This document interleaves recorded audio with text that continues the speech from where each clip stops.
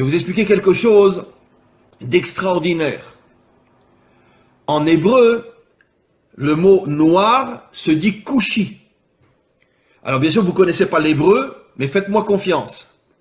Le mot kushi s'écrit en hébreu kaf vav shin yud. Kaf vav, vous savez qu'en hébreu, chaque lettre a une valeur numérique.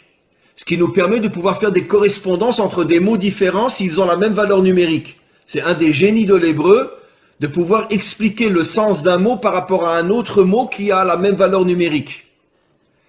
Alors, les deux premières lettres du mot kushi, qui veut dire noir en hébreu, c'est kaf vav, qui a pour valeur numérique 26. 26 est la valeur numérique du nom de Dieu. Le nom de Dieu tel qu'il ne se prononce pas, parce qu'on attend la délivrance pour le prononcer véritablement, c'est un Yud, un Vav, un Yud, un He, un Vav et un He. Et ce nom de Dieu qui figure dans toute la Torah en hébreu a pour valeur numérique 26. Après vous avez Ku, donc Kaf Vav, le nom de Dieu, le véritable nom de Dieu, le véritable nom de Dieu dans le mot, donc qui fait allusion aux Africains, aux Noirs. Et après vous avez Shin Yud, qui veut dire Yesh. Ça veut dire que Kushi signifie Yesh Hashem, il y a Dieu. Ça veut dire que dans l'Africain se trouve Dieu. C'est absolument incroyable. Dans les peuples africains se trouve le Dieu authentique qui a pour nom Yudke Vavke. Incroyable. Ça veut dire que caché à l'intérieur des peuples africains se trouve le véritable Dieu.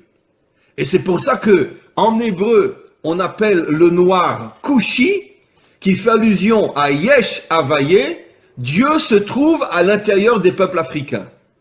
Incroyable. Mais vous devez au fur et à mesure prendre conscience que vous devez vous réveiller. Vous devez dévoiler la dimension royale qu'il y a en vous. Vous devez vous débarrasser de vos habits d'humiliation, d'esclavage, etc. Et prendre conscience que le masque qu'on a voulu vous coller, c'est justement pour vous empêcher de devenir ce que vous devez être. Et vous allez devenir ce que vous devez être. Mais pour ça, encore une fois, il faut vous renforcer sur le plan spirituel, sur le plan moral, et petit à petit sur le plan des actions aussi. Il est grand temps, et je sais que ça se fera un jour, où les peuples africains se révolteront contre toute la dictature blanche qui exploite toutes les richesses des Africains. Et encore une fois, j'oserais presque dire, et je le dis avec la plus grande sincérité, soyez fiers d'être noirs. Soyez fiers d'avoir la couleur que vous avez. Parce que cette couleur qui est inscrite sur votre peau témoigne du fait que vous avez été choisi par le maître du monde pour dévoiler sa royauté dans le monde, comme je l'ai expliqué, puisque le noir est la couleur de la royauté d'Hachem.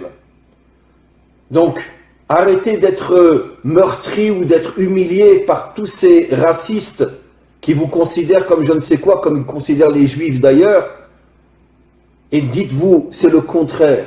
C'est justement parce que je suis un roi que tu veux faire de moi un esclave. Mais un jour viendra où vous comprendrez, vous les autres peuples, quelle est notre mission, quelle est notre grandeur, quelle est notre force. Et un jour viendra, on réussira tous ensemble, avec l'aide du Maître du monde, à dévoiler sa royauté sur terre. Be'ezrat Hashem, c'est-à-dire en hébreu, avec l'aide du Maître du monde. Les plus grandes guerres, les plus grands massacres, dans toute l'histoire humaine, c'est le monde occidental. Pas le monde occidental uniquement moderne, bien que le monde occidental moderne, entre la Première Guerre mondiale et la Deuxième Guerre mondiale, sont morts 70 millions de personnes. En 40 ans, 70 millions. Pas en 40 ans de guerre, mais il y a eu la Première Guerre mondiale qui a duré 4 ans, la Deuxième Guerre mondiale qui a duré 4-5 ans. Entre les deux, il y a eu à peu près 20 ans, donc en 30 ans, 70 millions de morts. En deux guerres qui à elles deux, ont duré 8-9 ans. 70 millions de morts, sans compter tout ce qui s'est passé avant. Les croisades, l'Inquisition, la guerre de 100 ans, etc. Donc ce sont vraiment des gens qui vivent, comme on l'a vu précisément dans la paracha de la semaine dernière. Yitzhak, quand il bénit Esav, il lui dit, tu vivras, Becharbecha Tirye, tu vivras avec ton épée à la main. L'Occident, c'est un peuple guerrier. D'ailleurs, j'expliquerai ce soir dans un autre cours qui sera aussi sur mon site, qu'en vérité, c'est la raison pour laquelle le monde occidental a adopté la religion chrétienne qui ne parle que d'amour et de bonté pour se créer une vitrine et cacher son véritable caractère. Parce que justement, le monde occidental est tellement violent, il est tellement assassin et meurtrier, qu'ils ont eu besoin de se créer une religion qui va nous faire croire tout le contraire de ce qu'ils sont véritablement sur le terrain. Bien sûr, je ne parle pas de tel ou tel citoyen, je parle des dirigeants et je parle malheureusement des peuples qui sont exploités et qui sont soumis et qui sont obligés de suivre leurs dirigeants. Mais quoi qu'il en soit, le monde occidental s'est attaqué comme jamais personne au peuple noir, parce qu'il semblerait que dans le subconscient ou même dans le conscient des dirigeants occidentaux, ils savaient que le peuple noir avait une mission qui allait mettre fin à toutes les dictatures et à tout le mal qu'il y a dans le monde, à toute cette corruption qu'il y a dans le monde, et c'est la raison pour laquelle ils ont tout fait pour les transformer en esclaves. Comme l'expliquent nos maîtres, quand tu veux savoir quelle est la mission d'un homme, regarde le mal qu'on lui fait. Si un homme est transformé en esclave, ça veut dire qu'il a une nature de roi.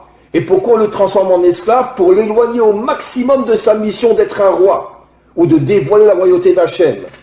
Maintenant, figurez-vous, mes amis, que depuis des millénaires, nos maîtres nous expliquent que chaque attribut divin, chaque sphira, en hébreu sphira, en français attribut divin, c'est-à-dire une qualité divine, là on parle de la malchoute, chaque qualité a une couleur.